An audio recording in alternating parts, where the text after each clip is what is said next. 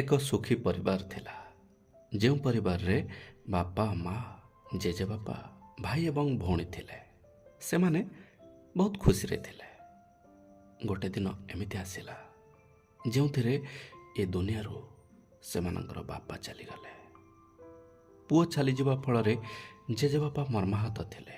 ହେଲେ ସେ ନିଜର ବୋହୂ ଏବଂ ନାତୁଣୀଙ୍କ ଭବିଷ୍ୟତକୁ ଆଖିରେ ରଖି ନିଜର ଦୁଃଖକୁ ଭୁଲି ଜୀବନକୁ ପୁଣି ଥରେ ଆରମ୍ଭ କରିବା ପାଇଁ ନିଜର ପରିବାରକୁ ସାହସ ଦେଲେ। କିନ୍ତୁ ବର୍ଷକ ପରେ ତାଙ୍କ ନାତିର ଏକ ଦୁର୍ଘଟଣାରେ ମୃତ୍ୟୁ ହେଲା। ଏହି ମୁହୂର୍ତ୍ତଟି ବହୁତ ଗମ୍ଭୀର ଥିଲା। ହେଲେ ଏହି ସମୟରେ ବି ଜେଜେବାପା ଏବଂ ତାଙ୍କର ବୋହୂ ଧୈର୍ଯ୍ୟର ସହ କାମକୁ ତୁଲାଇଲେ। ଧୀରେ ଧୀରେ ସମୟ ବିତିଲା। ସମୟ ସାଥିରେ ବୟସ ଅତିକ୍ରାନ୍ତ ହେବା ଫଳରେ ଜେଜେବାପା ମଧ୍ୟ ଏ ଦୁନିଆରୁ ବିଦାୟ ନେଲେ। ବାସ୍ ଏବେ ପରିବାରରେ ଥିଲେ ମା ଏବଂ ତାଙ୍କର ଗୋଟିଏ ବୋଲି ଝିଅ। ସୁଖୀ ପରିବାରଟି ବିଞ୍ଛୁଡ଼ି ହୋଇଯାଇଥିଲା। ଝିଅଟି ବଢ଼ୁଥିଲା, ଯାହାର ଜୀବନର ଗୁରୁତ୍ୱପୂର୍ଣ୍ଣ ନିର୍ଣ୍ଣୟ ତା ସାମ୍ନାରେ ଅଛି। ହେଲେ ମନ ଭିତରେ ଦୁଃଖ ଆଉ ବ୍ୟସ୍ତତା।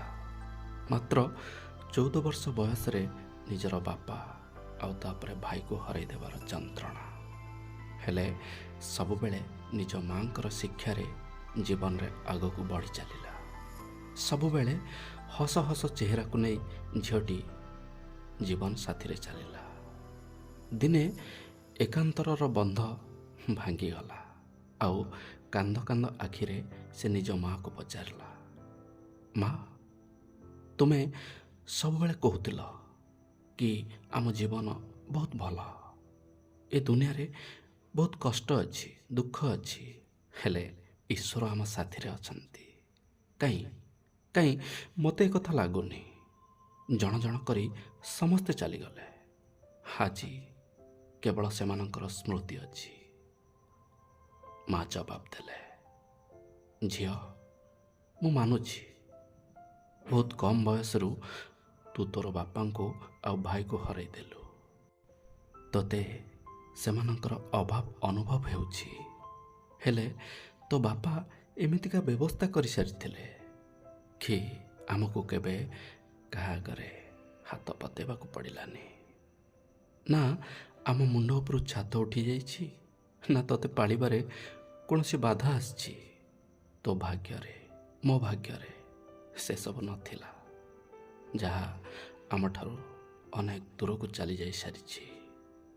ହେଲେ ବି ଈଶ୍ୱରଙ୍କ ଉପରେ ବିଶ୍ୱାସ ରଖି ସବୁବେଳେ ତାଙ୍କର ଆଦର କରି ଜୀବନକୁ ସାଥିରେ ନେଇ ଚାଲିଲେ। ସେହି କାରଣରୁ ହିଁ ଆମକୁ ଏହି ଦୁଃଖକୁ ସହିବାର ଶକ୍ତି ମିଳିପାରିଲା। ଏତିକି ସାହସ ଯଦି ଆମର ନଥାନ୍ତା, ତେବେ ଆଜି ଆମର ଜୀବନ ଏକ ଅଭିଶାପ ପାଲଟି ଯାଇଥାନ୍ତା।